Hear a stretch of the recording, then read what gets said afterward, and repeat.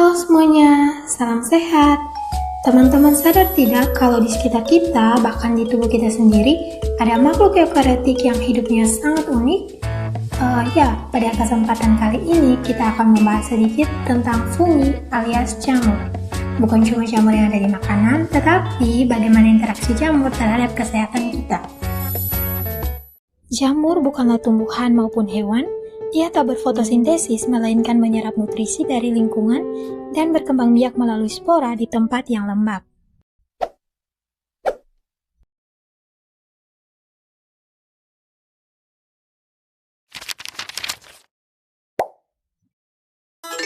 Terbagi menjadi 4 kelompok utama berdasarkan ciri dan cara reproduksinya. Pertama, Zygomicota, yaitu memiliki hifa tidak bersekat dan bereproduksi dengan zigоспora, misalnya jamur tempe. Kedua, Ascomycota. Jamur ini memiliki hifa bersekat yang membentuk askus, contohnya adalah ragi. Ketiga, ada Basidiomycota. Kelompok ini membentuk basidium pada tubuh buah atau basidiokarp. Contohnya yaitu jamur barang yang sering kita konsumsi. Terakhir, ada Deuteromycota, yang dikenal sebagai jamur tidak sempurna karena fase seksualnya yang belum diketahui. Kelompok ini bereproduksi aseksual melalui konidia. Itulah keberagaman klasifikasi fungi. Selanjutnya dapat kita lihat lebih lengkap pada tabel. Secara visual, fungi terbagi menjadi 3 kelompok utama. Yang pertama, yeast atau ragi. Kelompok ini bersel tunggal, berbentuk bulat atau oval, dan berkembang biak dengan cara tunas. Yang kedua, mold atau kapang.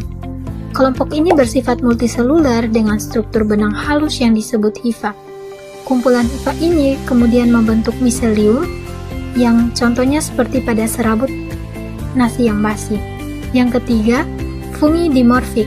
Fungi ini unik karena dapat berubah wujud sesuai suhu, di mana ia berbentuk kapang di suhu ruang, namun berubah menjadi ragi saat masuk ke dalam suhu tubuh manusia.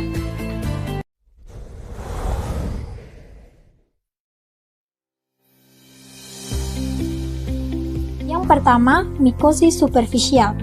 Ini merupakan infeksi jamur yang hanya menyerang bagian paling luar tubuh seperti kulit, kuku, dan rambut. Contoh yang paling umum yaitu penyakit panu, kurap, dan juga kutu air. Meskipun penyakit ini tidak berbahaya, namun infeksinya seringkali menimbulkan rasa gatal dan mengganggu penampilan.